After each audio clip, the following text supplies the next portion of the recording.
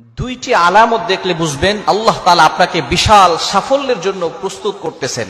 অর্থাৎ আল্লাহ তাআলা আপনাকে সফলতা দান করবেন এবং দুনিয়া আখিরাত উভয় জগতে কল্যাণ দান করবেন যদি দুইটি আলামত আপনার ভিতরে দেখেন। নাম্বার ওয়ান, এক নাম্বার হচ্ছে যদি আপনার দিকে বারবার বিপদ আসতে দেখেন, একের পর এক বিপদ আসতেছে। বিপদ আসা মানেই যে আল্লাহ তাআলা আপনাকে ভালোবাসেন না, বিষয়টা এমন নয়। আল্লাহ তাআলা যাকে ভালোবাসেন তাকে আল্লাহ তাআলা বিপদ দিয়ে পরীক্ষা করে প্রস্তুত করেন তাকে সফলতা দেওয়ার জন্য।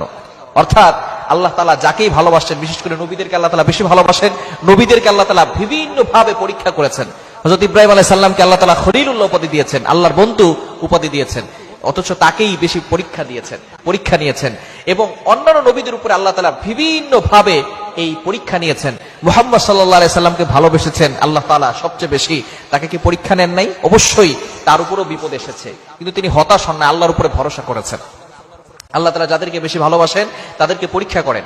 হযরত বিলাল রাদিয়াল্লাহু তাআলার দিকে তাকান, হযরত বিলাল রাদিয়াল্লাহু তাআলাকে কিভাবে আল্লাহ তাআলা পরীক্ষা করেছেন।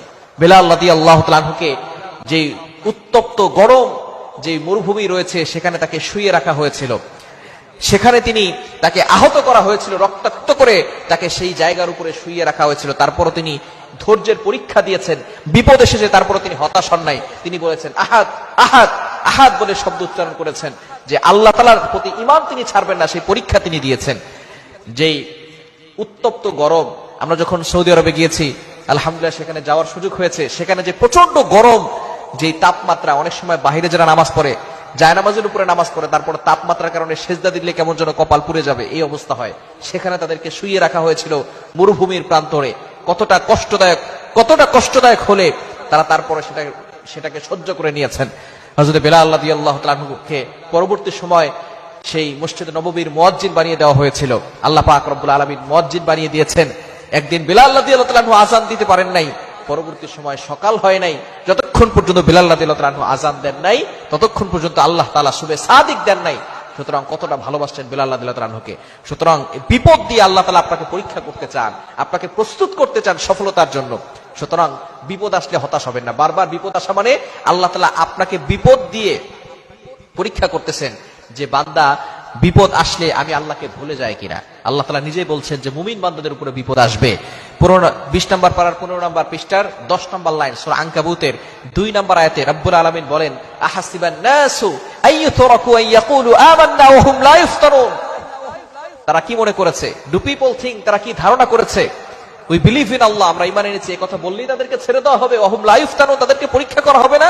অবশ্যই পরীক্ষা হবে, পরীক্ষা আসবে, বিপদে হতাশ হওয়া যাবে না। এক নাম্বার হচ্ছে বারবার বিভিন্ন ভাবে বিপদ দিয়ে আল্লাহ তাআলা আপনাকে পরীক্ষা করে আপনাকে প্রস্তুত করছেন সফলতার দিকে নিয়ে যাওয়ার জন্য।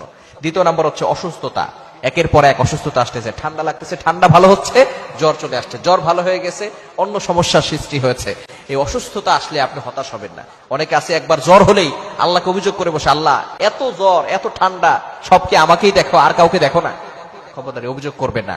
অসুস্থতা দিয়ে আল্লাহ তাআলা আপনাকে পরীক্ষা করছেন এবং আপনাকে প্রস্তুত করছেন সফলতার দিকে, সফলতার একেবারে চূড়ায় নেওয়ার জন্য।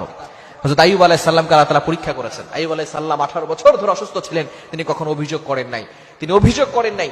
শেষ পর্যন্ত ফাইনালি তিনি একটি দোয়া করেছেন, আন্নী মাস্তানিয়া দুররু ওয়া আনতা আরহামুর রাহিমিন। আল্লাহ তুমি তো রহমান, তুমি তো রহিম, আল্লাহ আমি তো অসুস্থতার ভিতরে পড়ে গেছি। তিনি কিন্তু কোন অভিযোগ করেন নাই। সুতরাং আইয়ুব আলাইহিস সালাম হতাশ হন নাই, তিনি আল্লাহর উপরে ভরসা রেখেছেন। এই দুইটি আলামত যদি আপনার ভিতরে দেখেন যে বারবার বিপদ আসতেছে এবং বারবার অসুস্থ হয়ে যাচ্ছেন, তাহলে মনে করবেন আল্লাহ তাআলা আপনাকে বড় সফলতার দিকে এগিয়ে নিচ্ছেন এবং আল্লাহ তাআলা আপনাকে পরীক্ষা করছেন। আপনি পরীক্ষা দিতে গিয়ে ফেল